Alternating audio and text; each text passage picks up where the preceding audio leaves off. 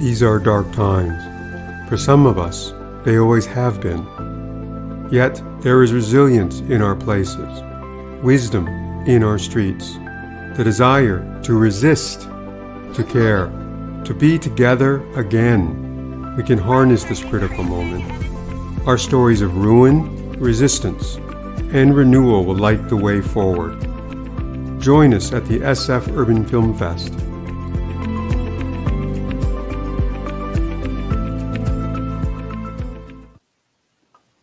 Good evening and welcome to the 7th Annual SF Urban Film Fest. My name is Faye Darmawi and I'm the founder and executive director. Our mission is to use film to inspire conversation and action around urban issues. So in addition to Crystal, who I'll bring on the stage in a moment, our core team at the SF Urban Film Fest includes Ron Sundstrom, our humanities advisor, and program producers Robin Abad, Omid Manicherry, and Susanna Smith. I would also like to give a shout out to our marketing guru, Hannah Moore, and also to all of our volunteers. Thank you so much. And now I'm going to turn it over to Crystal. Hi, everyone. I'm Crystal Chelik, Festival Manager and Curator with the SF Urban Film Fest. The lead curator of this program is Jessica Prado, whom you'll meet tonight as the panel moderator. We hope that you've had a chance to watch the films Makers of History, Reimagining the City as Our Own, Homeless First, and Quarantine Diary. These films are all available on our website and provide important context for this conversation. You can access the films with your Pay What You Can rental pass until this Sunday.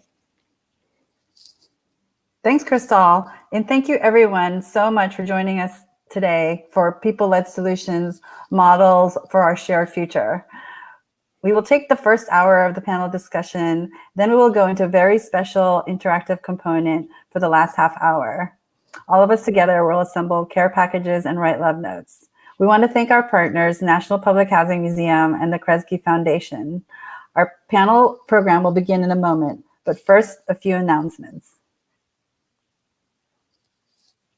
I'd like to offer a land acknowledgement that's gifted to us from our friends at the American Indian Cultural District.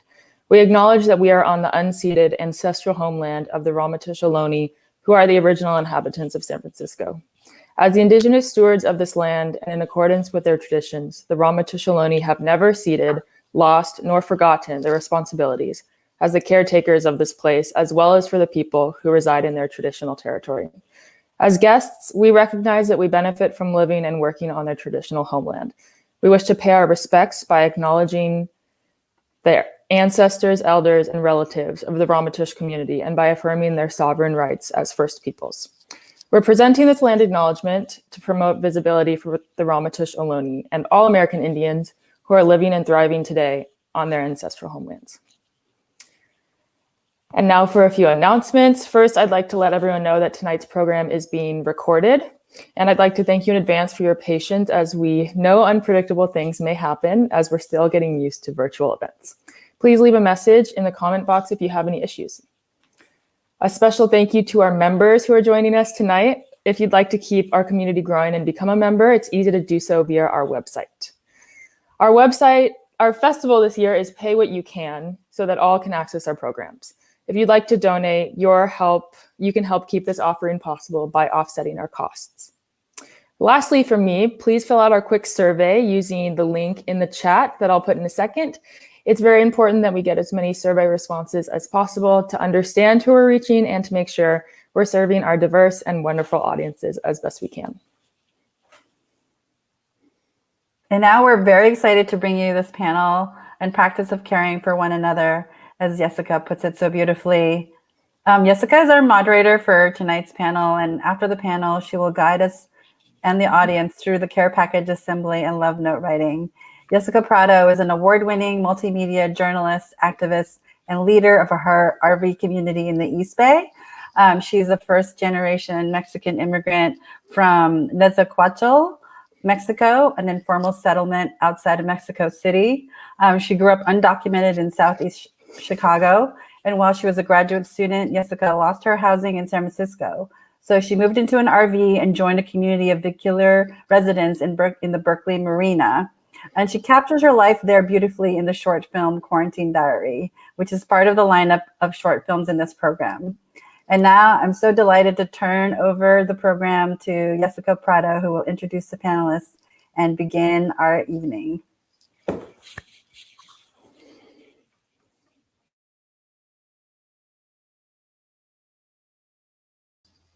Sorry, mic was muted. Thank you everyone for joining us tonight. We really appreciate having you here today. So we're gonna introduce our panelists today. Basically, today we're gonna be talking about housing solutions, just based on the issues that the films that you all watch, hopefully this week. And then so we have 5 panelists with us today. So basically, let me introduce them to you all. So the first person that we have is Ian Cordova Morales. He's a homeless rights advocate for Where Do We Go, Berkeley. We also have Tuan Nguyen. Sorry, I can't pronounce your name. I'm sorry, Tuan. But he's an unhoused artist activist with Cardboard and Concrete, which is an unhoused artist collective. And then we also have Annalise Guinde, which is an indigenous filmmaker. Thank you for being here today. And then we also have Isaac Nesser, who is an urban planner from Nairobi, Kenya. So thank you for coming. It's a little early in the morning for Isaac, but thank you for being here. And then we also have Nita, but hopefully she will be joining us shortly. But Nita B, she's the founder of the village in Oakland, Feed the People. Yeah, and these are our beautiful panelists for tonight. Okay. So just as a reminder, through our discussion, just please submit any questions that you have in the function for YouTube and Facebook. So just put your comments and we're going to be able to put them on the screen. And then we can also direct the comments to the panelists just to answer them as well. Yeah. So to open up our panel tonight, basically just wanted to start just with asking, a general question that basically these films touch upon. One thing that's important about is that, the topic of homelessness and poverty usually comes with stereotypes, right? We have a certain way of thinking about it. So my first question for you all is, how can we change these stereotypes? How can we break them, change the stereotypes that we have about, poverty? And yeah, this is a question for all panelists. So whoever wants to jump in first, or I will popcorn you. Yeah, I guess I'll go first. Oh no, there's some echo. Okay. Yeah, I mean, I think as far as breaking the stereotypes of homelessness that are created by housed people, I think that's something that could maybe be remedied by bringing housed people and unhoused people together. This is kind of an incomplete solution because I'm not really sure how we could best go about doing that. Maybe some people here could complete that. But the only reason I say this is because we get our fire extinguishers from a guy who used to be a security guard for a billboard company. And he admitted to me that he used to mistreat the people who were living underneath the billboards. He he hated them, he just wanted them out. But then he went to a community meeting and heard some unhoused people talking and saying homelessness, and it kind of changed his tune. And now he works somewhere where he gives out these fire extinguishers. He's probably saved more lives than anyone at RNCAM. It's more than I can count with his fire extinguishers. So I think it's probably a good example of that.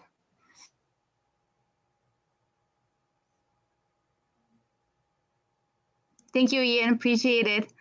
What about you, Tuan? What do you think? How can we change these stereotypes about poverty? I think there can be another way that the homeless can be noticed. Meaning that we can help them like get organized. I know that people have different capacity, different reasons for the way they're unhoused, but we can help them. We can help them with their needs, whether it's mental health or they're short on cash, not able to pay the rent, and get them feel more comfortable. Not comfortable living outside, but then having a stable place to stay. It would really help them like get back on their feet, like an organized, unhoused community.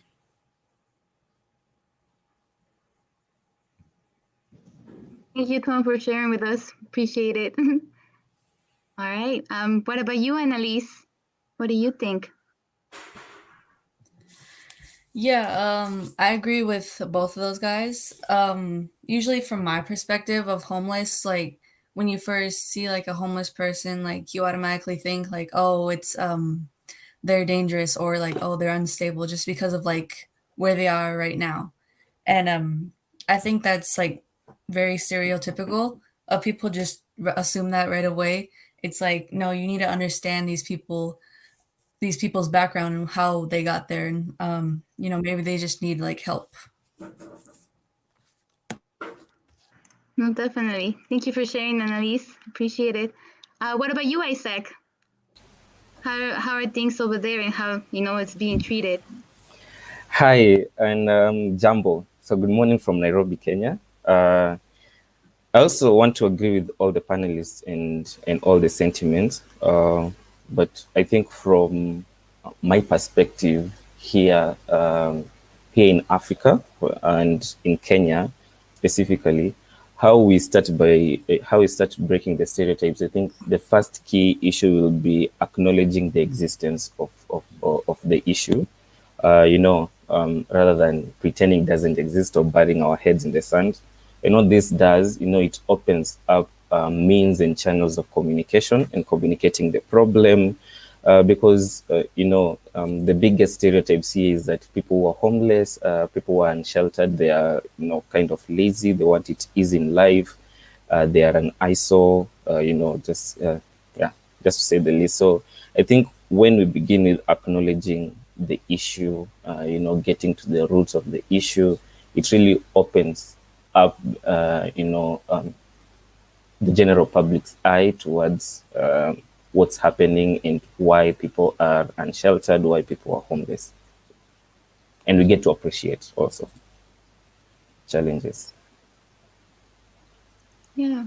Thank you for sharing, Isaac. Very much appreciate it. And then I think we also have Nita. has also joined us.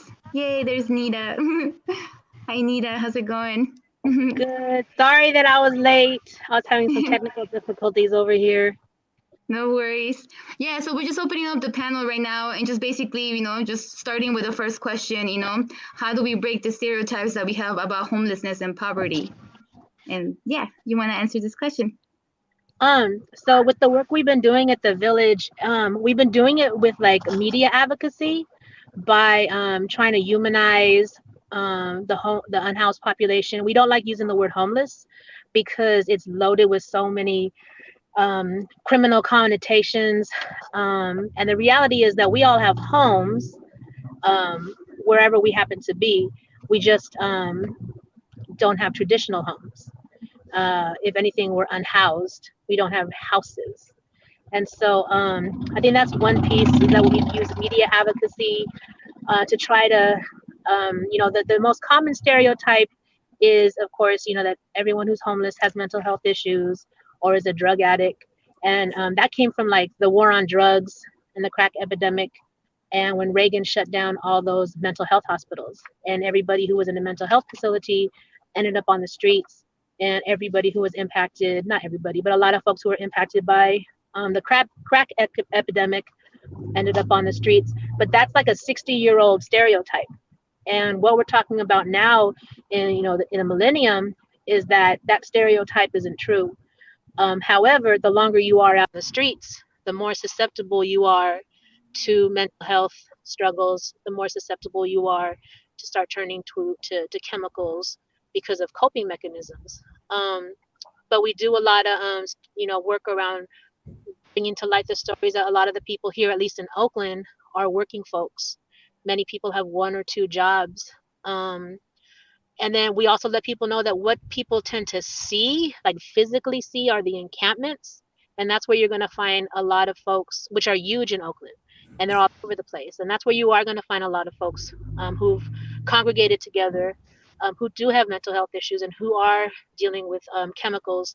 But the like 80 to 85% of Oakland's unhoused people are invisible. They're single moms or single fathers who live in cars, who don't live in the encampments. They're folks who jump from couch to couch to couch. They're folks who jump around from hotel to hotel. So a lot of it is just education, really.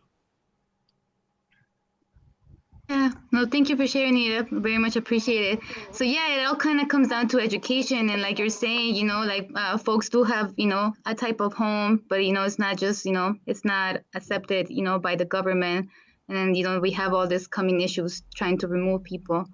Yeah, but just to kind of like basically loop it in, I did wanted to ask you guys a question, just basically based on like the exercise that we actually had before prior to this panel, which was like to create civic love with one another and get to know each other a little bit more.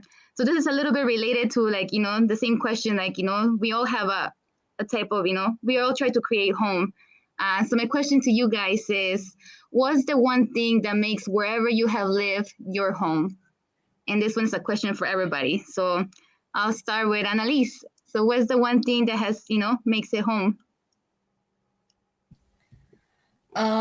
Usually the first thing that comes to my head when like what makes a home is the word love.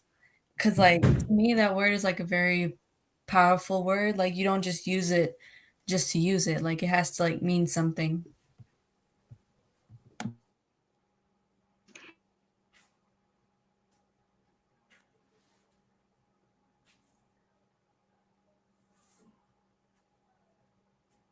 Sorry, I was muted. Thank you, Annalise. What about you, Isaac? What makes it home for you? Well, I'm in Kenya, I'm in Africa. We have such a great African spirit of togetherness. We are not defined by our circumstances over here. So we have what I like to call social resilience. And also speaking of that spirit of togetherness, if I have, my neighbor also has it. And really that defines home, to me. And yeah. Nice. That's beautiful. Thank you. What about you, Ian? What makes it home for you? Oh, this is a tough question because I feel like the only constant in my life is myself for sure. And I've lived in places that were not traditional homes or houses and felt very at home there.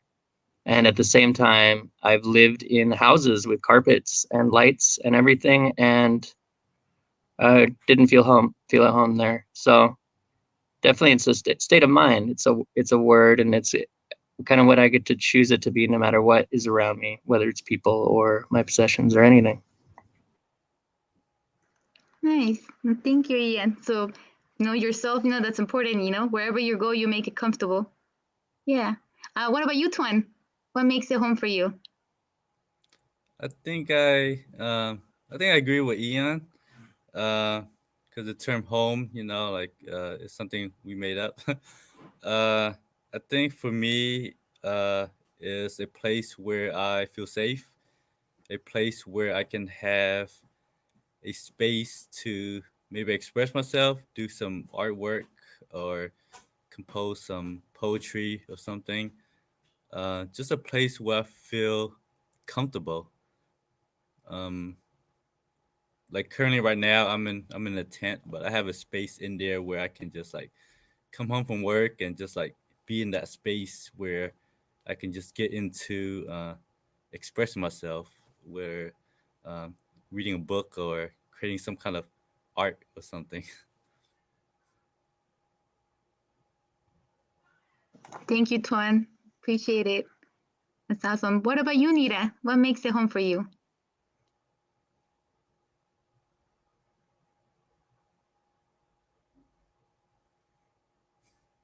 I think we're losing Nita. Maybe her connection might not be good.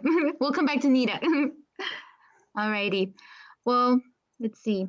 So just continuing the program. Hopefully we can get back to Nita soon. So we all have a place that we call home, and we try to make it home. But when when the life situation puts you, in a place where you can make that home, is there a way for us to be prepared?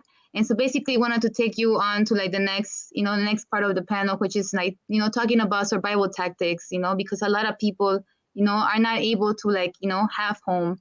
So what are some ways that people can be prepared in order to be able to still be safe and take care of themselves? So my first question for you guys is, what are some of the best practices to find a safe place to camp out? And I'll start with Twan. Hmm. What's what's a good place to camp out, you say? What are the best practices to find a place to camp out? Um, I'm not sure how to answer that because it depends on your situation. Because anything can happen when you're outside. You can get harassed by just people or the city government. So it depends. Um, but yeah, so that's my answer. So it varies. I would say just uh, just go forward with whatever you think will work at that moment, and proceed from there.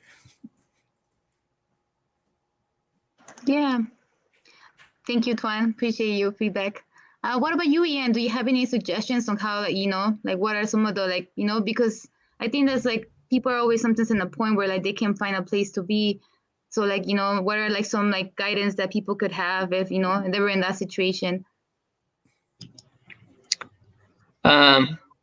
Yeah, I haven't been unhoused for like 12 years, but I spent a lot of time around people who are, so try to answer as best I can. I think it is, like Ton said, it's one of those things that can go either direction. I feel like you want to live around people, you want to be around groups of people for safety's sake. You're less likely to get harassed by the police and really picked on as you would if you were by yourself. But at the same time, when you live with groups of people, it's also extremely complicated. So you kind of have to be that kind of person who's into that. And I spend time with people who are both. I mean, I work at the encampments, but there is people who live outside of the encampments. They live nearby, but they live by themselves. And that's what works best for them. It's really just kind of knowing your surroundings. I would say also trying to avoid being in places where NIMBY types would call the police on you, because the police, they only come when they're called, it seems like. So it is a tough one. I feel like every situation is different in every city, and depending on who you are. Yeah, no, definitely. It does play a role, like, who you are, where you're at, the politics of that specific city. So, no, you're absolutely right. But like at the end of the day, people are still asked to move along, no matter where they camp out, right? But how's the situation over in Nairobi, Isaac? Can you tell us a little bit how the government treats, camping in public?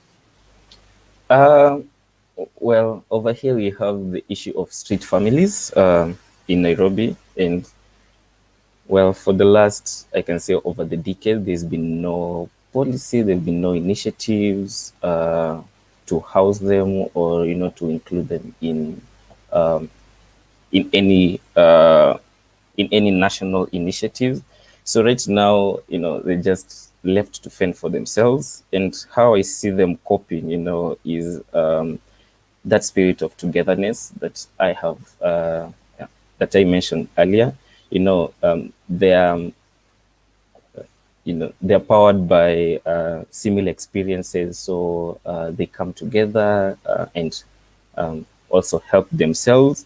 They are also friends, family, neighbors also who come out sometimes, help people out.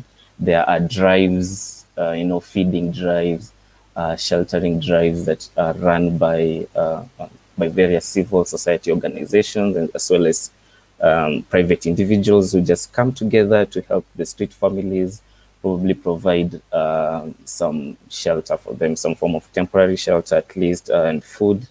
So I think that spirit of togetherness is still very much alive here. And we actually usually call it the spirit of one anothering. So yeah, that's the situation here in Nairobi. Thank you, Isaac. Definitely is the people power, that's able to keep, sometimes people together and be able to keep them thriving, even in this situation. So definitely community matters. But there's like some situations when, like we're saying, like dwellings are just not allowed on public space. And then we have the situation about exposure, right? And that's one of the issues that, one of the film races, which is called Homeless First. And then, so we're gonna play a little clip for you, just talking about how he, presents the issue, and then we're gonna talk about how can we find a solution for that. Cue it next. Your ridiculously expensive housing may not be quite as important if people can start coming with alternative housing options. Out of the poor tour, and at first they came for the homeless from BPOD, the tiny homes movement developed in Berkeley. That happened when we did Liberty City. People really got into it. Okay, that's a solution. You got container homes, that's a solution. But you know what? We started in tents. Every one of us, our ancestors, somewhere, 6, 7, 8, 10 generations, they were in a tent. Okay? There is nothing wrong with a tent other than society's perception that that's not an acceptable option. Yeah. Everything I hear, we've got to get them out of tents. No, you dumbasses, you've got to get them in tents because you're killing them. Berkeley lost 8 people this year. 8 homeless in Berkeley died. 8.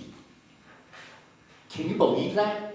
Okay, why did they die? Exposure, exposure, exposure, exposure, exposure. Right. Okay? What do you get with a tent? Shelter, storage, security, privacy, and if you do it right, community. We've been able... Thank you for playing that clip. Yeah, so Mike Sin, he was he was an unhoused activist. He unfortunately passed away last year on Valentine's Day. So this is 1 year of his, his passing. So, paying his respects to his memory. because he really fought for housing rights. And so one of the things that he will bring up is, like people need a type of shelter. So just talking about, housing solutions and how, people can be sheltered. Just wanted to pose this question to all of you guys. It's like, what kind of housing solution can we all get behind? What do you guys think is, acceptable? And we can start maybe with Twen. Okay. So there's unhoused folks out there, as you see. It's difficult to get everyone inside all at the same time. So since we're outside, I think it's good for the unhoused to support uh, or the house to support the unhoused in getting them back on their feet, getting them feel comfortable living wherever they are, and they can slowly, gradually get back into housing. Because I think the one of the most important thing, one of the hardest thing for folks to get back inside is because they're not in a stable place. Like whether it's the community where they're getting constantly raided, they have to move like from here to there. So to have a place or a sanctioned spot where they can like improve on their, in their living situation and then gradually go back inside, I think that would really help. But even with that, there's a lot of people out there that's been homeless for a number of years. So uh, it would they would need to regain the skills to be back inside too. Because in my community, last year, um, we had a resident that finally got back into housing after over a decade of being outside. So before he went back inside, he proposed to our group that can he have his tent up in our community for at least a month, just in case things don't go well with him being inside. In case like he doesn't feel, he didn't feel comfortable, he can come back to the camp and just like hang out, in his old tent. Yeah. So yeah, I think a place where people can get back on their feet. It may sound simple than it is, but then I think that's one of the solution to have a place where they know that they can sleep, they can go to work or to go wherever, and they can come back and knowing that their belongings are safe. They don't have to haul all the shit around with them throughout the day. They can leave their belongings in their community and knowing that it'll be safe when they come back and rest. So yeah. Yeah, no, you're right. No, thank you, Tom, for sharing. We all need like a place to go back to and know that, your things are still there. That's essential, for self-care, right? What about you, Ian? What do you think? What kind of housing do you think we can, the city might be able to get behind on? Yeah. It's hard to say. The city doesn't get behind anything. None of it is what they're into. I agree with Tone that I think that housing, of course, is like what we all are striving for. That's what everyone says is the best thing. But then realistically, like Mike was saying in the video, we need to be thinking about that. But at the same time, we're not going to get everybody into housing overnight. We're not even going to get everybody into housing in probably 50 years at the rate that we're going. We need to approach the people who are living in tents right now and make that experience more comfortable for them. Like Tone was saying, maybe even attempt to help them there, because it seems like there's never resources for the housing that we are demanding and asking for constantly. But that's yeah. It's really hard to say one that we can all get behind because I think the public wants one thing, the cities want another thing. I think the unhoused people need multiple things. It's it's not even about what they want, it's about what actually will suit them. Like Tone was saying, putting people, every single person who goes into housing in the encampments that I work at leaves their tent up. And there's some people who have been in housing for almost 6 months now, and their tent is still up at the camp, and we don't take it down, you know, because we have to be ready for everything, you know. And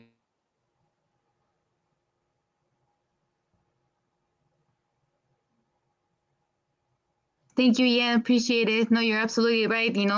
People always need like a plan, a backup plan, and even even if it's just as something as humble as a tent, it really provides sanctuary, a place to come back to.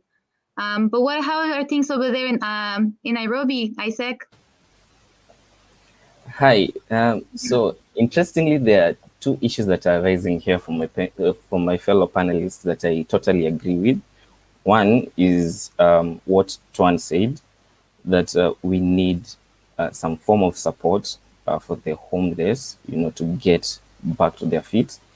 And then there's what Ian has also mentioned, in that, what do people want? And I think I would agree that, it has to start from there. And I am a big proponent of affordable housing. I know affordable is very relative, and based on that, I usually scale down, from affordable housing to low income or low cost housing, for the homeless. Why? Because they are. We need to get the realities why they are homeless, and much of this is based on their economic capacities. So you asked how is it here in Nairobi? Well, previously there have been a number of initiatives by the government, but these have been donor funded, donor led, and international organizations led initiatives towards providing quote unquote affordable housing. But what this does, it's kind of aimed towards gentrification of the urban poor, and they are provided. There's evidence. Actually, there are affordable houses, quote unquote, that have been constructed in Nairobi, but they are too, the homeless cannot really afford them.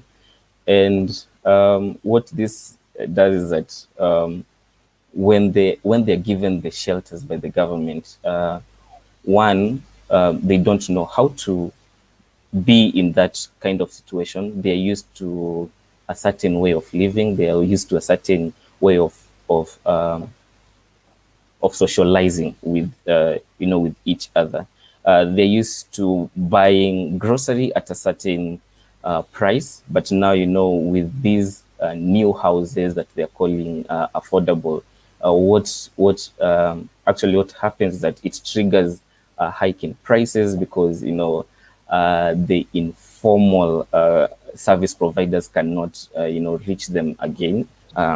So there is some form of expenses that arise from that. And what has happened in Nairobi is that those people who have been beneficiaries of this quote unquote affordable housing, they have been selling them and moving back into the informal settlements.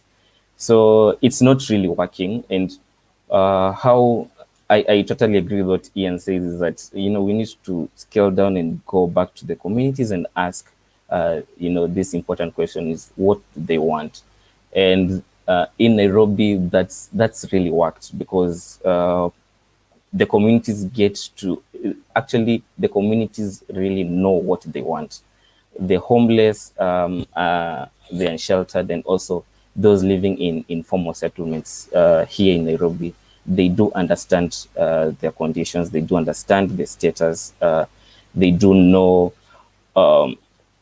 what they want, and how actually what that has opened up. It has opened up to stakeholders, and actually community-led initiatives that are backed by stakeholders.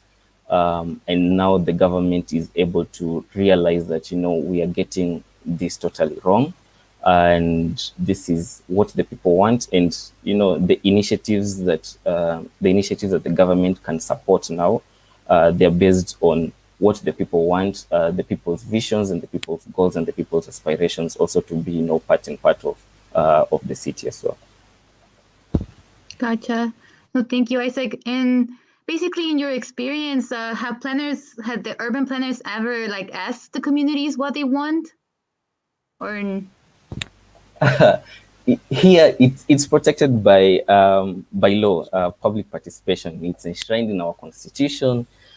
It's echoed in all our policies and all our legal frameworks. So yes, it's when we are preparing plans and there's this requirement that you need to go down to the communities and hold comprehensive visioning workshops or visioning forums. So that's the requirement by law. Is it practiced? I can say it depends it depends with that particular planner, but I can say that the practice here it's it's not the same because the interests of the planners are really different.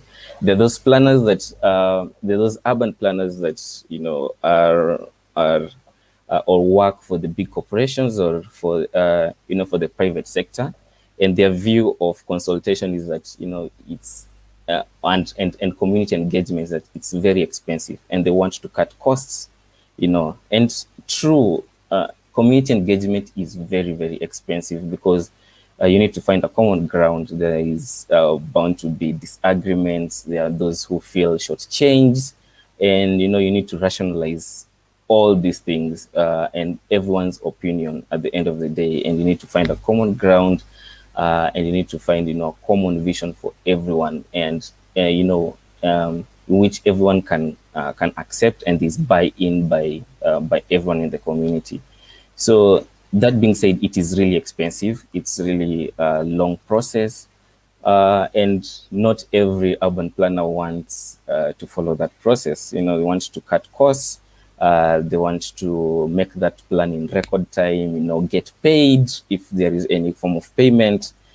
So it's not practiced by all. It's embraced by few. That's all I can say. gotcha.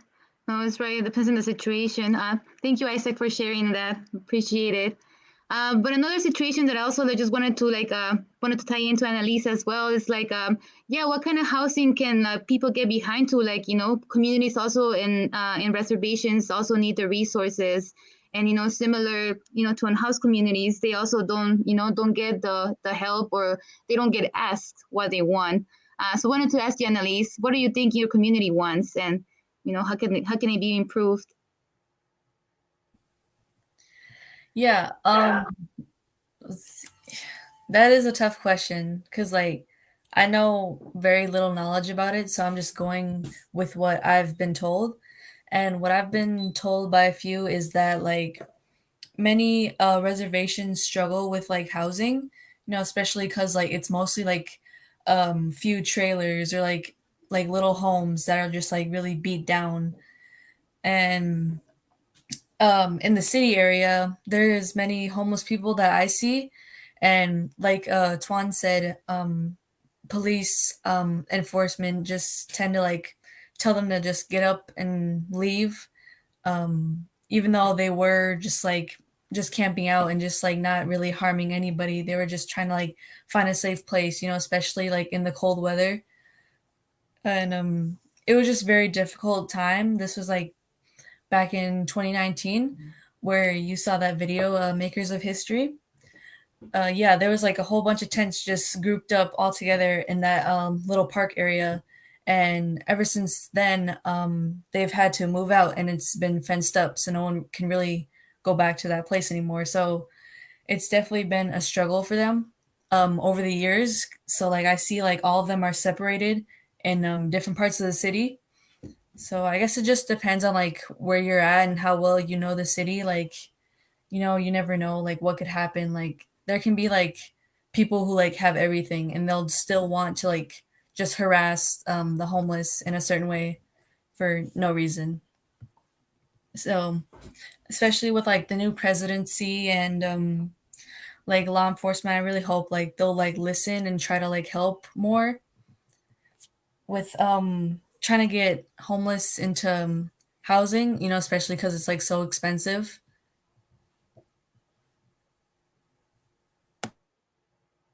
Thank you, Annalise, for sharing. Appreciate it. Yeah, so like it's just difficult situation just to get just local government to get behind any kind of housing option for people, even though they find it they can find it in RVs and tents and structures and tiny homes and every kind of type of dwelling, but sometimes it gets difficult to get it passed. But I guess my question to you guys all is like, how can we change this? How can we, what needs to be done in order for a local government to accept, like, just like the right for people to survive, in the manner that they can. I mean, we see that in other, in other countries, like Latin American countries, in Africa as well, that, sometimes they, if the government is not able to take care of the people, they allow them to take care of themselves. Yeah, so just wanted to bring that up. It's like, how can we change it? How can we support people? Yeah. Questions for Twen. Okay. I don't think we should expect the local government or just government to help the house. It's up to us on the ground to do that, like take initiative. Um, like we can go to the house community or individual and just speak with them. Like when you're distributing food or essential, just speak with them and get to know them, ask for their name and connect if you can, and like ask them what they need, and work with them. I feel like there's a lot of unhoused advocates that just support, as a charity, just support, and then over time they'll depend on your support. So I think one of the ways to that leads to a solution is to work with the house. Um, yeah, more of a solidarity. So yeah. Yeah, no, thank you, Tuan. But yeah, no, like working with them too is like, it's very important because, they're usually not part of the, the policy making process. So the question is like, how do we make them be part of it? Like I feel like, often the meetings are left, they're unannounced, people are unaware, or they are only online and unhoused residents don't have access to, these online meetings. So yeah, so how can we make, how can we bring, how can we make them be part of the policy making process? And maybe this question is for Anita. How do we bring unhoused communities to be part of this process?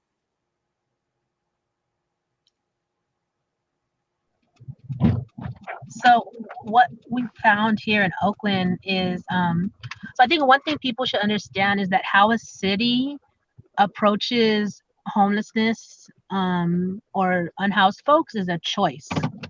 And here in Oakland, unfortunately, our local government has made a choice to treat homeless people like criminals and to try to make us invisible rather than work with us. For the past, 5-6 years, we have consistently been organizing unhoused folks and allies we've made surveys, we've done reports with the UC Berkeley School of Policy Research, we've done reports with the Goldman Sachs School of Policy Research, and just, flooded our policymakers with facts of what unhoused people want, what unhoused people need. We've demanded to be listened to. We've informed them to know that, we know what's best for us. We have ideas around solutions. And here in Oakland, the choice of the government is to constantly ignore us and not allow us to be part of creating solutions to get us out of our situation, and to just continually criminalize us.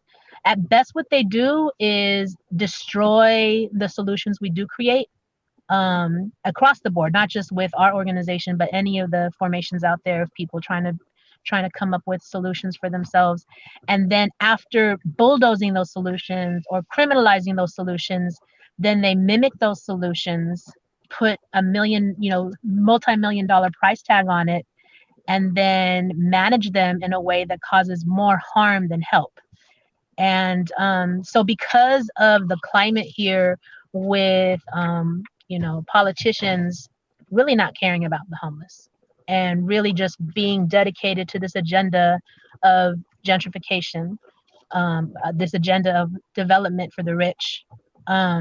What we found is the only way we're going to do things is to not work with the government and to do direct actions, to continue to break laws that they impose on us, because we're not the criminals, the system is the criminal. And so, yeah, unfortunately, and I know other cities have better experiences of working with their local officials, but not here in Oakland. We don't have that experience. It's terrible. And one thing here too is that, 84% of the people who are homeless in Oakland are African American. So when we're talking about the approach, primarily white City Hall has towards homelessness, we cannot escape the fact that we're also dealing with a bunch of racists. That their choice, because if 84% of the homeless people in Oakland look like the politicians were white, they wouldn't be criminalizing the homeless people. But because 84% of the homeless people don't look like politicians because they're homeless, we're dealing with a very racist, anti-Black and anti-poor body that is never going to try to solve the problems for us because they don't care. I wish I had something more positive to say, but I don't, except that direct action gets the goods. Keep on breaking bad laws. Thank you, Nita. I appreciate it. I mean, it definitely is different in every city. And like, I know, it's been a little bit, a fight in Oakland, especially after the EMP has been passed. And, that limits the access where even unhoused residents can camp out. It limits them only to 5% of the city. And that policy was passed, even though it's still being, mediated to be changed. But, this is the way that they're, approaching it. But I wanted to ask Isaac, yeah, go ahead. No, go ahead, Nita. I would say even because you mentioned the EMP policy. So myself and Ayat, who's actually in the car with me right now, we actually have been taking the time to the EMP policy, for folks who don't know it, is the encampment management policy that the city of Oakland has passed unanimously. And at the time, they created this map. And basically the map showed that 98% of Oakland would be illegal for unhoused people to exist. And the remaining 2% is where we can exist. So me and Ayat have taken the time to actually try to map the map, because the map doesn't show you, it shows like little blots of color. And every area that they're saying unhoused people can exist in the city of Oakland, a majority of the land isn't even Oakland land. It's owned by Caltrans, or it's private organizations like the post office, Mills College. The entire campus of Mills College is on that map as a place where homeless people can exist. The entire East Bay Mud Western Regional Office is on the map, like literally outlined on the map as a place where homeless people can exist. The entire main post office of Oakland has been outlined as a map. These are not real. Like, we can't just go to Mills College and be like, we're going to be homeless at Mills College. That's not going to happen. And then the existing homeless encampments that have been allowed to exist according to this map are the curbside communities that are run by gangs. Every unhoused community that currently exists in Oakland that is not gang affiliated, that is autonomous, that is trying to stay clean and sober, that is trying to create real solutions, has been erased from the map. And only the curbside communities that are completely run by gangs and completely full of every stereotype people has of unhoused people are the only encampments that are going to be allowed according to this new policy. So it's deep.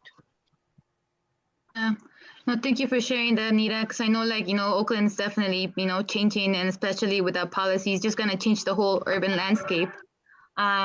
Which is I know there's other methods that, they're taking in Nairobi, and I know that Isaac usually works as a mediator between, informal settlements and the government to inform them. So can you tell me a little bit more about that, Isaac, how that works, and, if you're able to get listened by, being the mediator between people? Yeah, sure. First, I think I wanted to agree with Nida. Here in Nairobi specifically, the government-led initiatives, they are not working. They totally don't work because they are centered towards certain goals that are not shared and visions that are not shared by the people living in informal settlements, also the street families or the homeless as well. So in Nairobi, it reached a point where these communities decided, if the system can't get to the people, the system will have to get to the people at the end of the day. I remember in 2015, in Kenya, we have something that's called Muungano wa Wanavijiji. That's Swahili for a federation of the homeless or the slum dwellers. So they came up, approached the University of Nairobi and other stakeholders, and wanted research or evidence that, of the conditions that they're living in. And we assisted them from between 2015 and 2016 to build evidence just to raise awareness of the plight that they're in. And we found out that, the people in informal settlements, they pay a poverty penalty. They pay a penalty for being poor. What that means is that, the cost of services in these informal settlements, they're really high. Because they're living in settlements, and the government is not providing services. First, these informal settlements, they are not provided in the master plan for Nairobi. If you look at the master plan, if you look at the big base map of Nairobi, where the informal settlements, it's left blank. So one, that means that they are not provided for, they're not recognized, and they're not provided for. So this lack of services by the Nairobi City County has given rise to informal service providers. And now, those powers and interests of the informal service providers makes the cost, really go high. So you have to buy water, you have to pay to access the toilets, you have to pay for waste. And these costs, they're really high. They're 3 times what people in conventional neighborhoods would pay. So we built that evidence, based on what the community had asked of us.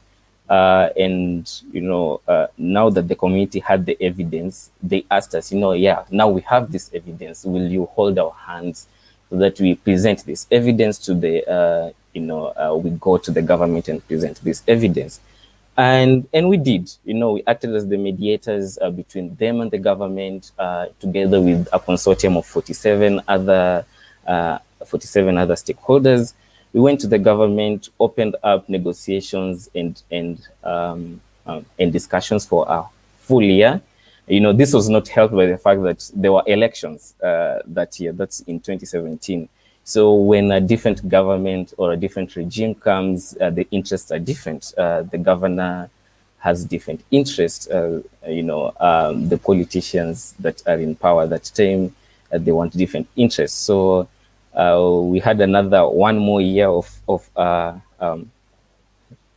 negotiations, and thank God, finally, they paid off. And in 2017, one of the biggest informal settlements in Nairobi was declared a special planning area. So in planning terms, what that does is, when an area is declared a special planning area, so for 2 years, there'll be no development in that area, and it paves way for community-led planning method. So between 2017 and 2019, we helped the community develop a plan based on their aspirations, based on their goals, based on the concessions that we agreed to when we were discussing with the government. So right now, the community has a plan. There's a new, institution that has been put in place. It's called the Nairobi Metropolitan Services. That's been so keen in implementing, the action plans, in that plan that were suggested and put together by the, by the community, supported by the stakeholders. So yes, it works. When mediators come on board, and I want to put this clear, mediators who are pro-communities and working with communities and don't have any form of self-interest or any interest in the entire initiatives, it does work. And in Nairobi, it has worked for informal settlements. And now, finally, the government is realizing, oh, this can work. So they want to cascade that to other informal settlements in Nairobi. And, that's a win for the urban poor. That's a win for the homeless in Nairobi, who all they want is, to have that right to the city. Yeah, to have the rights to their city. Yeah, thank you, Isaac, for sharing. Appreciate it. Yes, so just like sorry. So basically just like touching on like what Isaac said is like, basically community has to be together in order to be better, right? So one thing that just wanted to touch upon is just like so what can we learn from like this self-made cities like like Nairobi, like they were able to come together, the people got together. And also I know that you're part of I know you're also part of an organization that also is a community organization that brought all the informal communities together. So can you talk a little bit more about that, Isaac, and how like that has impacted the just informing the government to do better for communities? Yeah. So I'm affiliated to Slum Dwellers International. So Slum Dwellers International is the technical wing of Muungano na Vijiji, now the Federation of Slum Dwellers. And it just did not, go to the slum dwellers, but rather the slum dwellers approached, approached the organization. So there is the larger umbrella for slum dwellers that's called Muungano na Vijiji, or the Federation of Slum Dwellers. And they approached Slum Dwellers International, which is an NGO, and asked to be the technical wing. Also approached another organization called Akiba Mashinani to be their financial wing. So what that happens is that the community usually has this system of monthly contributions. And so those funds are managed by Akiba Mashinani Trust.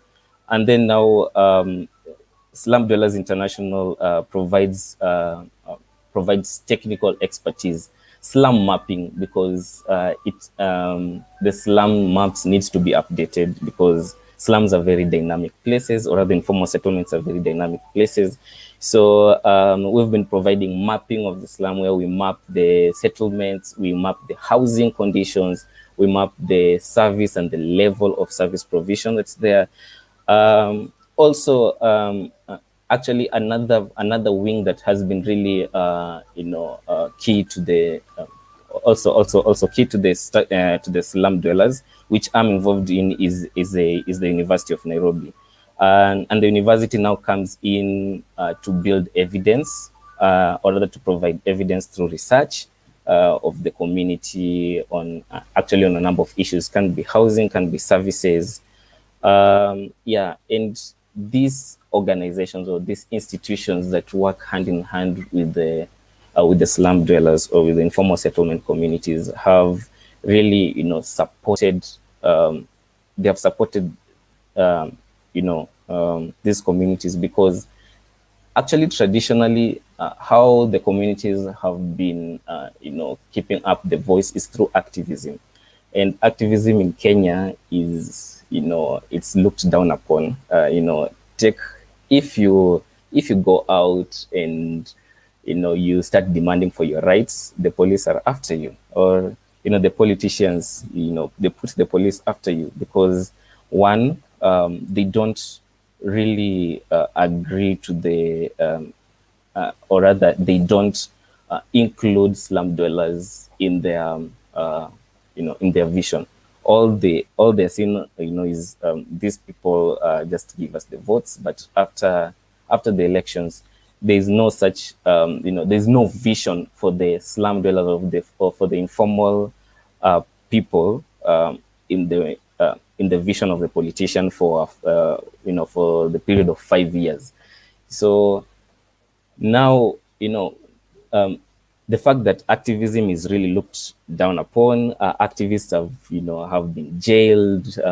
They have been looked down upon. They've been jailed, and now there's that culture of fear when activism is there. So these organizations, the Slum Dwellers International, Akiba Mashinani Trust, the University of Nairobi, and other service driven organization that provide service in these settlements, what they have done, is that they have opened up channels for sensitization of and passing down of information regarding the slums, regarding the informal settlements.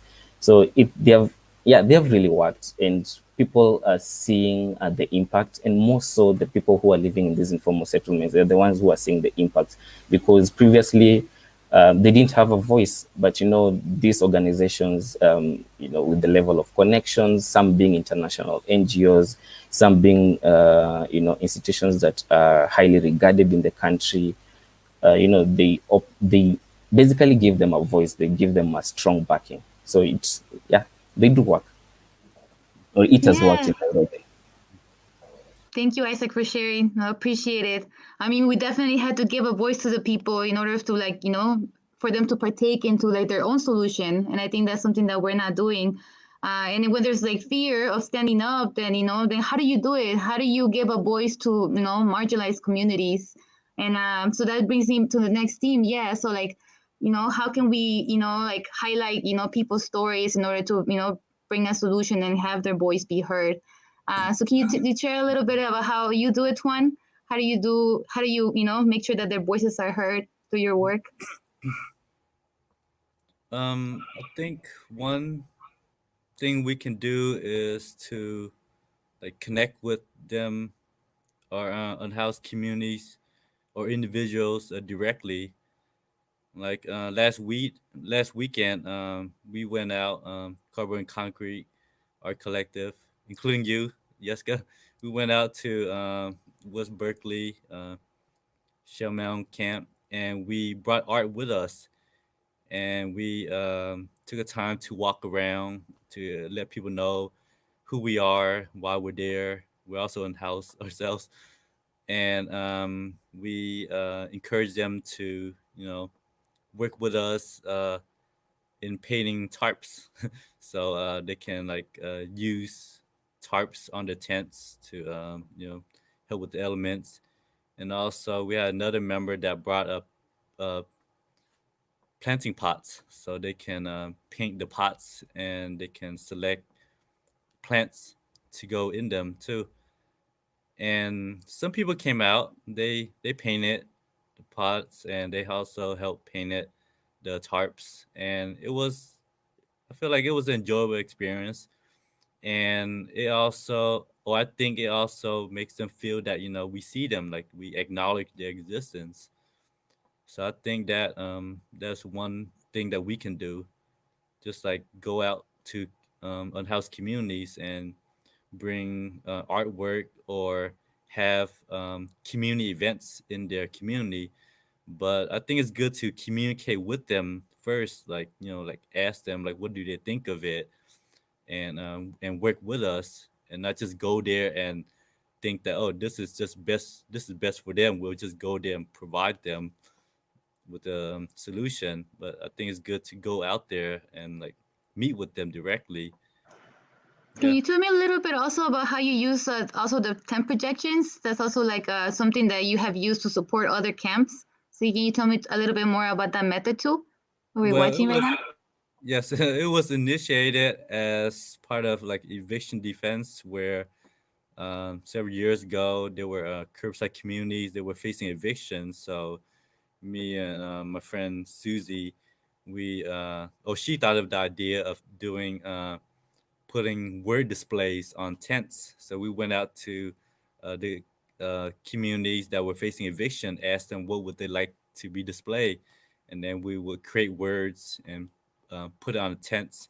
And at nighttime, we would put a floodlights inside, and it would be projected at nighttime to emphasize and also shown in a different way, like a tent is it's not just a tent, but then a tent it lights up in a way where it's really visible and also bring awareness.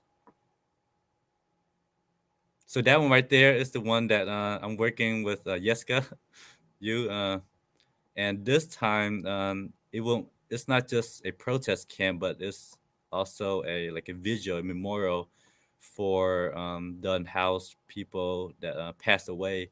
So this is the front. This is the back of the tent that says "We will survive this moment together." In the front is a sanctuary, and on both sides it would display of the names, like numerous names of unhoused people that passed away in 2019, 2020. So this time, this tent is it's a more of a positive, like more like a optimism or more positive way of like going forward.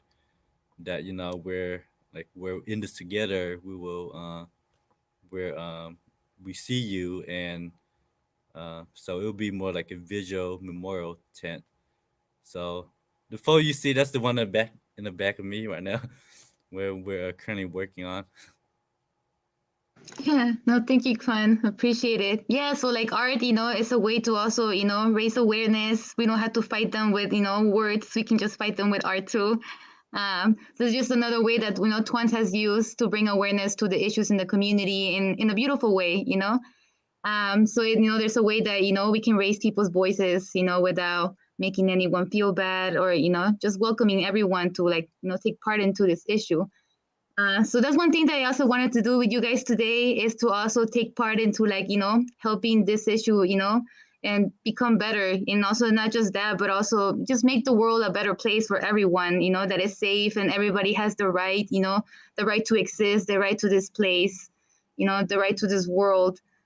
So one thing that, like everybody probably is wondering, I'm sitting in my apartment or in my house and what can I do as an individual person to help my community, right?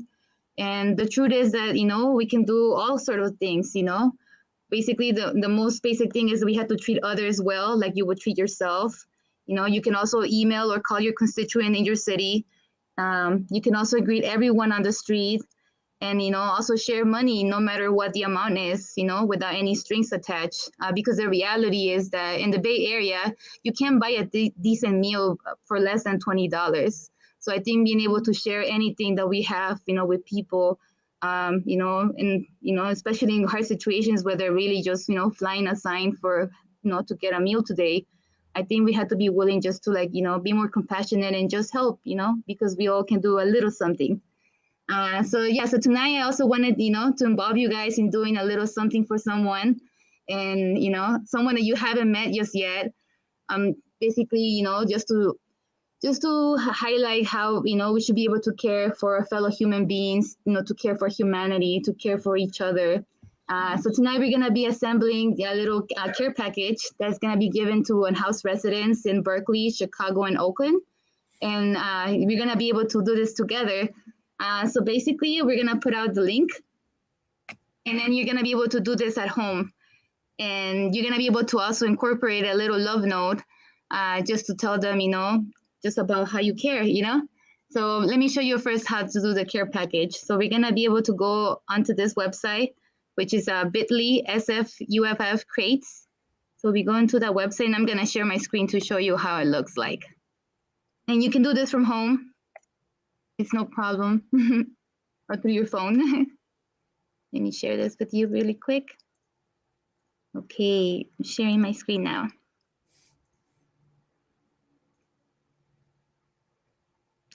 Done. Okay, now everybody can see my screen. Cool. Okay, so here we're in the Care Crates website. I just want to thank, Annie for working with us. She took the initiative to actually, build us an essential box that just contains items that will be essential for just unhoused residents that are on the street just for their everyday use, just to get them, to be able to get through the day. Sorry. Okay, so we're going to go through the items. So basically what you get to do is just go through the drop-down menu, and you get to be able to select the items that you would like to put in your box in the care package. And then, so first of all, the first item it's a gadget item, right? It's an item that could really help someone, just to get through their everyday activity. For example, charging their phone, charging their lights, just to be able to stay connected. So we were able to get, you can either get like a charging pod with a USB cord, or you can also get like a portable rechargeable lantern, which is this one right here. So that's the first item. You get a lantern, or you can choose the power bank. I personally use this this lantern for my RV. That's actually my only light source. I had to rewire the stuff in my RV, but it's pretty light, it's pretty bright, and and it really works, and it's really handy. So that's the choice for the first item that you can pick to put in the box. And then we also have item number 2. You could either choose the water bottle, which is an Algene water bottle. It has a little hook, for handiness. Take it with you. You can also choose a fun pair of socks. That one says Later Gator. Everybody likes, fun socks, stay warm. And then we also have like a little cutlery set, so you can always have it on the go, be able to, eat your meals. And then also includes a little toothbrush, just to keep it handy when you need it. And that's your choices for the item number 2. And then for item number 3, whoops, it's not right. For item number 3, you get 2 choices. You get either the reusable emergency poncho, which it contains a heating blanket inside, so it doesn't only protect you from the rain, but it also protects you, keeps the heat inside to be able to keep a person warm. So that's another, pretty handy item. Or you can also choose, let's see, you can also choose, the cutlery set. So you can choose either or. You can choose this one or choose this one to put in the box. And then for item number 4, we have this option. So you can choose one of these items. Basically, we all need hand sanitizer. With COVID, it's just really handy to be able to have it in a clip that you can carry around. USB cords with a micro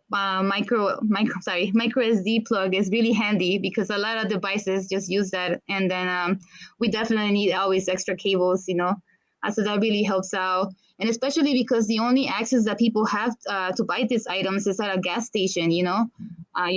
People are not really able to buy these online at a cheaper price. So they're usually buying these items for like $10, $15, depending where they're buying it. So it's just really useful to be able to have this in the little box. And then, everybody has a sweet tooth, right?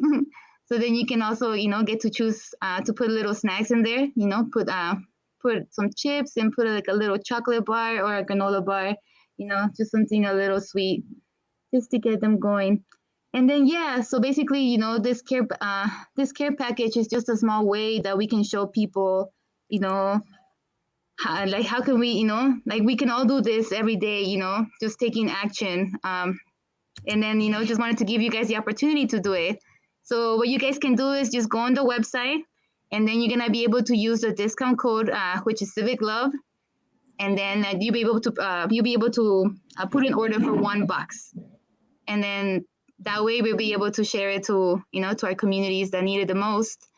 And then and just one thing is, like, these items, they might be like a little something, but like they really are essential. And then, it will really help out someone just to have, a little extra. And then not just that, but also include a love note, and that's one thing that we also wanted to incorporate into this care crate, is that, we didn't just give you these items, but there's actual, connection and communication with each other. So these are just the instructions. So what you can do right now, so you can open up a new tab. I'll continue talking, but you can go onto the website, and then you choose your 6 items to put in your box. And then you can proceed to the checkout. And then on the checkout for the website, you're going to enter your email. And then for the information, you're going to put first name, you're going to put the national, and then last name, Public Housing Museum. So you don't have to put your personal name. We can just check out this way. And then you can also use the address for the museum, which is 625 North Kingsbury in Chicago, Illinois. 6654 is the zip code.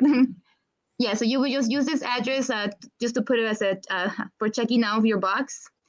And then you're going to use the discount code, Civic Love, and that will let you pay for the box. So you can also pay by your own means if you would like to. just so that we can get a little bit extra boxes out there for people. So you also have that option. But yeah, no, really appreciate it that people can take this time to do it. You can take, a few minutes to open up the new tab. Yeah. But definitely also wanted to bring out that, Tuan also suggested some of the items in these boxes. And just wanted him to highlight, why do you think these 2 items are really essential to include in there? Yeah, so you just wanted to pass it on to Tuan. Can you tell me a little bit about what you suggested? Yeah, I suggested the bottle, the bottle with wide lid. It's useful for water, of course, to hydrate yourself. And I like that the top is attached to the bottle because people lose tops all the time. um, I have a couple of them. I use it for various things. One is when I do my hygiene, like I brush my teeth and I just like spit the water out in the bottle.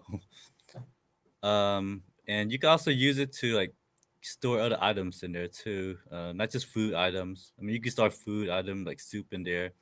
You can also store other things in there, and then close the top, and then it'll be safe in there. And yeah, I also use some of those bottles for relieving myself. It's convenient when you're inside and it's a it's it's a storm outside when it's raining. And I also suggested the utensil set because I think it's good for people to have their own set that they can have on them at all times. I know that there are groups out there that provide food and provide disposable utensils, which I don't really support because that way, when they're receiving disposable, they'll depend on it. When they receive food or meal, they'll depend on or they'll expect to get a disposable utensils. So I think having your own utensils would be good. I know that people say that there's no washing system there, but I think you can just like wipe it down when you finish with. You just wipe it down and put away, and reuse it next time, and just like wash it. Um, when you get a chance, you can wash it more thoroughly. Yeah. Yeah, no, thank you, Tuan, for your suggestions. They made it to the box. I'm pretty sure they're gonna find it pretty useful. I definitely, will find it really useful when I get one. But yeah, so just wanted to say that basically we wanted to incorporate this activity because we wanted to teach our audience how to practice love and care for another fellow human being. Those values are necessary. They're a necessary foundation to solving, everything that's kind of wrong with our society. Because if we don't have love and care for one another, then how can we build like fair policies? Basically, love is absent, from public discourse when it comes to our way that we govern ourselves, policy making, our prison systems, the economy, climate change, and many issues that affect our communities. Love is always missing. And I feel like actually, love is the force that propels us forward. Love is the core of our relationships, and love it really is an act of courage, and we need it for our survival, for the evolution of human beings, because it's really our relationships with one another that has brought us here, to this present moment, and the way that our cities have been built. We have come together to build our cities together. So just wanted to like bring that out that, even during the pandemic, it has made it very clear that we depend on one another. There is no such thing as, just self-preservation. Really self-preservation means to self-preserve another person. That really is what it is. Like there is not just a one person solution. We all need each other, to make this, do this together. So I wanted to also just include that, we want to also include a love note in the care packages, and I'm gonna give you the link so you can actually go ahead and do that. You can also have a little bit more time to complete it. But let me put that in the we're gonna put that in the comments. And let's see. I think it's popping in the comments. Yeah, there we go. Yeah, so to include your love note, you can just click on this link, and it's gonna take you up to a Google form, which basically is just asking you for some basic information and for you to be able to type up your, your civic love note. So basically, the prompt in this letter is just basically, let me read that to you. So the prompt basically explains what advice would you give someone that has been feeling alone this year? Like basically isolation, it's a universal human experience, and it's something that has hit us all, especially, in the last couple of months that we have lived. So just wanted you guys to express, how did you combat your own loneliness? How did you make things better? And what reflections do you have, for humanity? So basically, we just like you, to write a letter to humanity, just sharing, your thoughts and, how can we, propel forward. And you can do this on this link, you can able to open up the Google form and, fill it out. And then also we will be collecting email addresses just because we would like to get in contact with you again, just in case if you don't finish your civic love note, we can come back to you. And then also we'd like to remind you that we're also working on a short documentary on how we can bring civic love to our communities. So that's also an option in the Google form if you would like to participate in it. We would love to have you. We would like to, to hear your opinions on how can we bring, each other more together. Yeah. So take a few minutes to fill out the Google form just so that we don't lose you. But you can, click on it on the comments and then fill it out. And then also the Google form will also ask you for you to sign a pledge, a pledge for you to do good for others. And then just basically following up and, making a care package is only a small action, but there's actions in our everyday lives that we can take part of that, to make this, a better world, better world for everyone. So just wanted you guys to know, to be able to read it and, and then take a stance, I think it all starts with us, taking a stance that, we're going to care for one another and we're going to go forward, not backwards, not left or right. No, we're going forward. And sometimes it's difficult, especially when, it's uncertainty, our future is uncertain, not just because of the pandemic, but also, because we're unhoused, our futures is always uncertain. So now I feel like we're all on the same page now. And, but how can we make things better? Because, people are always resilient, every day they're fighting for something, for something better, for a better way of living. And just wanted you to share that, in a letter and just be able to explain to us how are you resilient in these times and how can you, and share that with someone else. But yeah, but thank you. Very much appreciate you guys for having this and joining me tonight.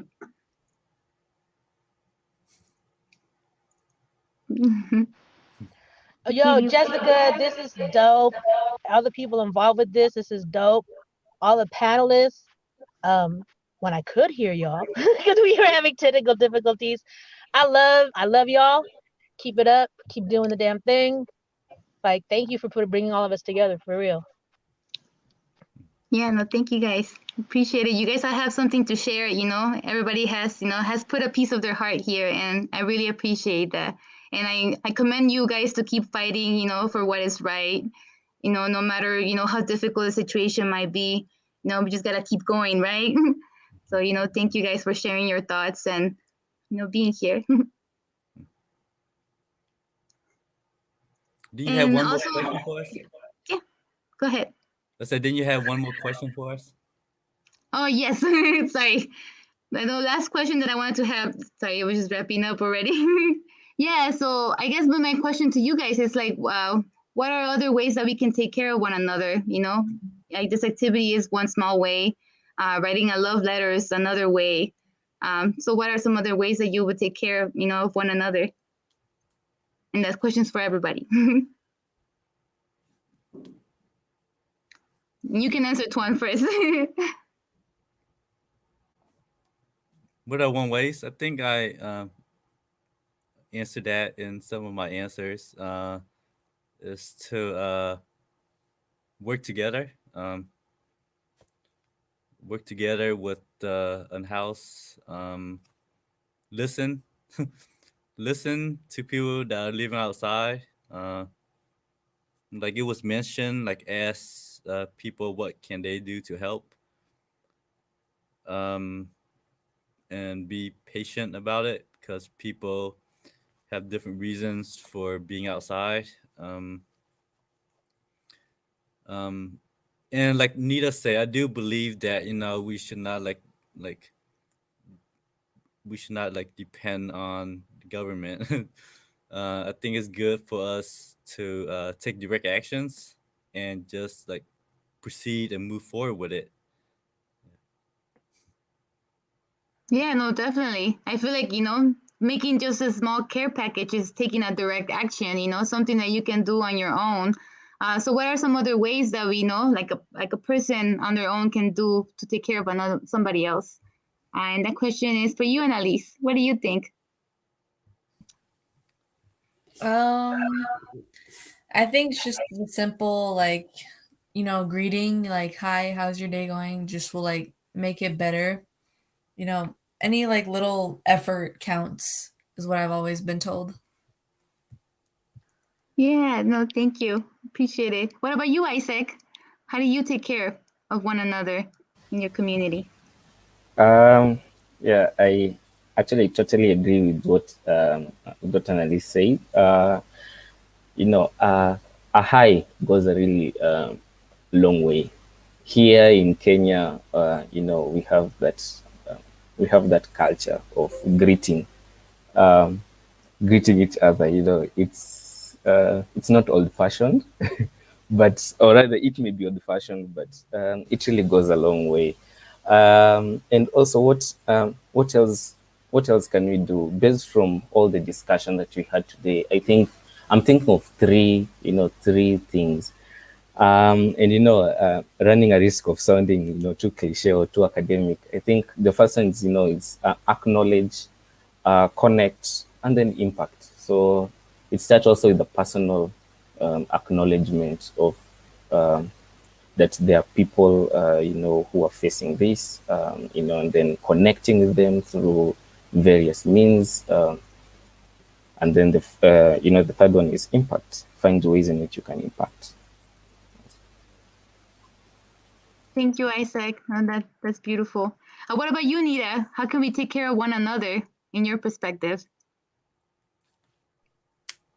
I'm gonna say one thing and pass it on to Ayat. Hello, can you guys hear me? Yeah, so I'm gonna say one thing and pass it on to Ayat. Remember, hurt people hurt people. Hurt people hurt people.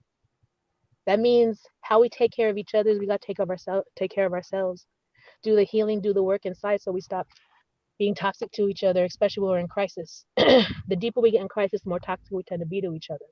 And so remember, hurt people hurt people. We gotta do our own work, be responsible for self. I'm gonna pass it on to Ayat. Yes, yeah. What's up, everybody? I want to say real quick, because I just found a brother of mine in a house we had liberated in a room that I hadn't visited for a while. I went to go check on him. He had passed away. He had been passed away for 4 days.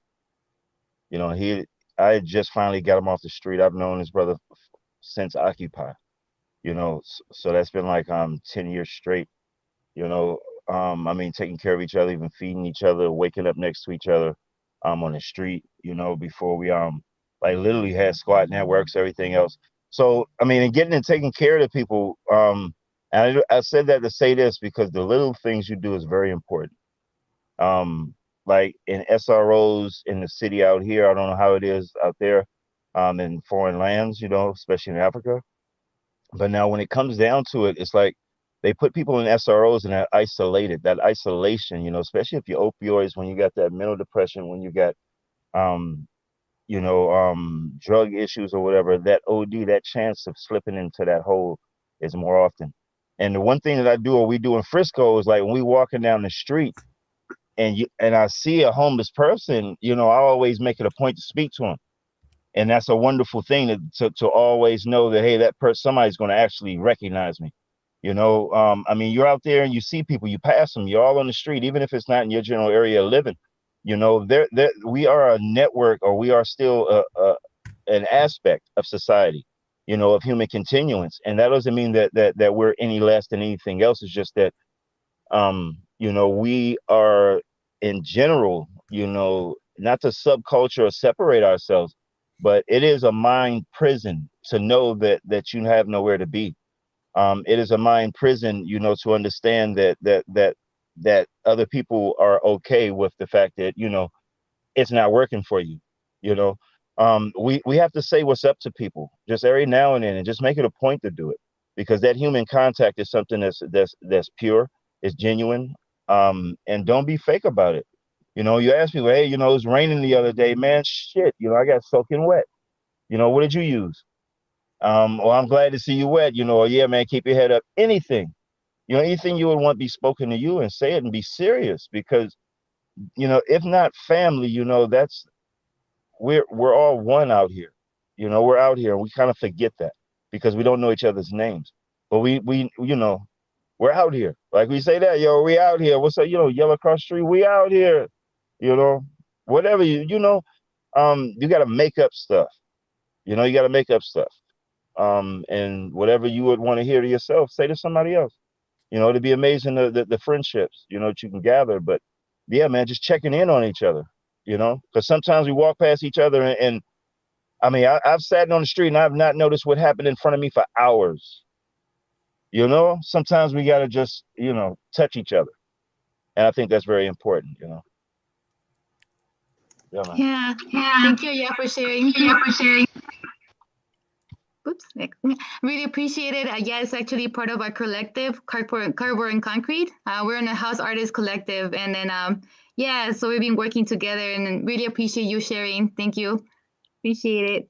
What about you, Ian? Last person to close up. How are ways that we can take care of one another?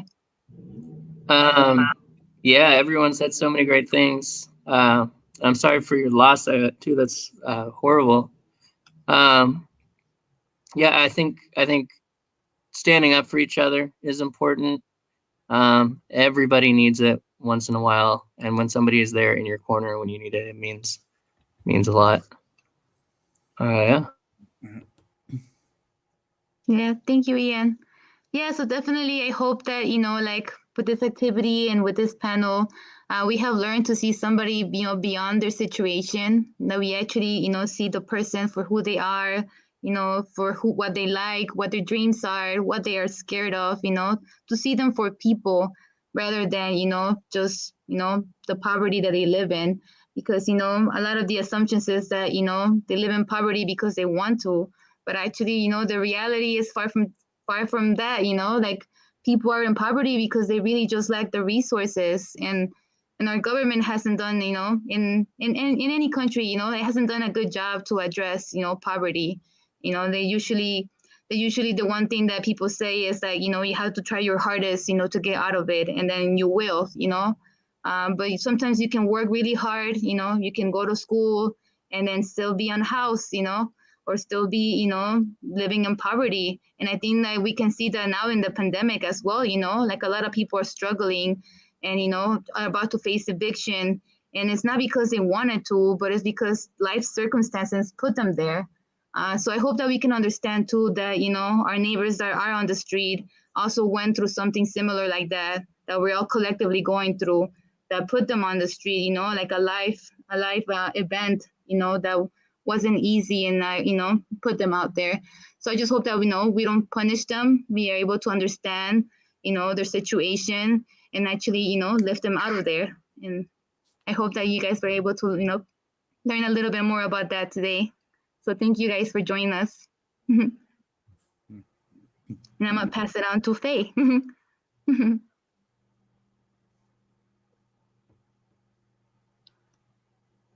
You're on mute.